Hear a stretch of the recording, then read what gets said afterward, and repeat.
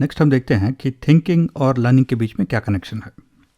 ये हमने already discuss किया हुआ है कि डेटा, इंफॉर्मेशन एंड एक्सपीरियंसेस जो है वो इनपुट्स होते हैं फूड की तरह, और थिंकिंग जो है वो डाइजेशन की तरह होता है, और इसका रिजल्ट जो है वो होता है लर्निंग। लर्निंग का मतलब है new knowledge, skills, behaviours, attitudes, values and preferences. तो कुछ सीखने के लिए, लर्निंग के लिए थिंकिंग बहुत ही ज़रूरी है, और थिंकिंग के लिए हम कुछ टूल्स ऑफ थिंकिंग यूज़ करते हैं, यानी सोचने के लिए कुछ टूल्स का इस्तेमाल होता है। पहला है अटेंशन। अगर आप क्लास में अटेंशन पे नहीं कर रहे हो तो आप कुछ नहीं सीख सकते, कुछ नहीं समझ सकते। तो इसका मतलब है अटेंशन जो है वो पहला स्टेप होता है। नेक्स्ट है मोटिवेशन। अगर आपका मोटिवेशन ही नहीं है वो चीज़ सीखने के लिए तो आप कुछ भी नहीं सीखोगे। तो इसका मतलब है मोटिवेशन भी बहुत इंपॉर्टेंट होता है। नेक्स्ट, आप अटेंशन पे कर रहे हो और आप मोटिवेटेड भी हो, और आपको बहुत सारा डेटा और इन्फॉर्मेशन क्लास में मिल रहा है, लेकिन अगर आपका मेमोरी स्ट्रांग नहीं है तो आप इस डेटा और इन्फॉर्मेशन को अपने दिमाग में स्टोर नहीं कर सकते हो।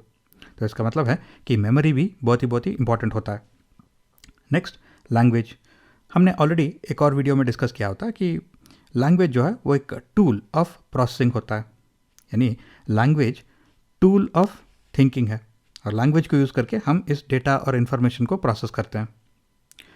नेक्स्ट, प्रोसेस करने के बाद हमें इस डेटा को, इन्फॉर्मेशन को और लर्निंग को ऑर्गेनाइज करना पड़ता है अपने दिमाग में। अगर ऑर्गेनाइज नहीं करते तो हम ये लर्निंग को कहीं और यूज़ नहीं कर सकते।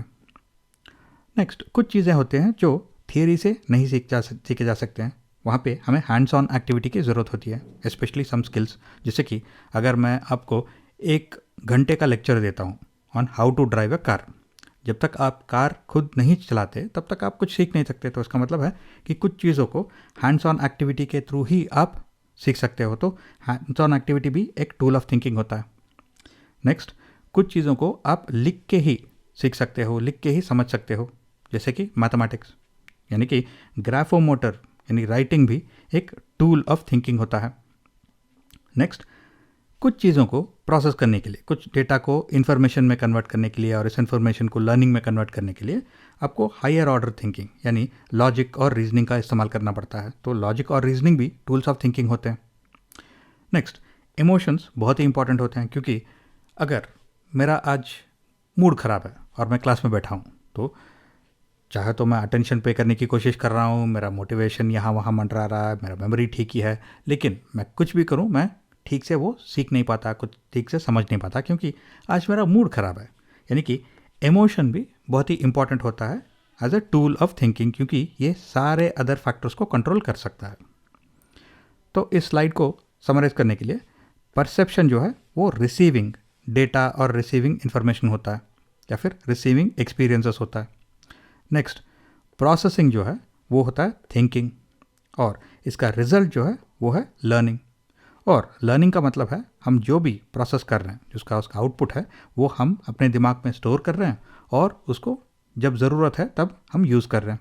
यानी कि अगर मुझे डेटा मिलता है, इन्फॉर्मेशन मिलता है और कुछ हैंड्स ऑन एक्टिविटी करता हूँ कि मुझे कार किस तरह से चलाना है, तो उस लर्निंग को मुझे अपने दिमाग में स्टोर करके रखना पड़ता है, ताकि अगली बार जब मुझे गाड़ी चलानी हो तब मैं उस लर्निंग को यूज़ करता हूँ।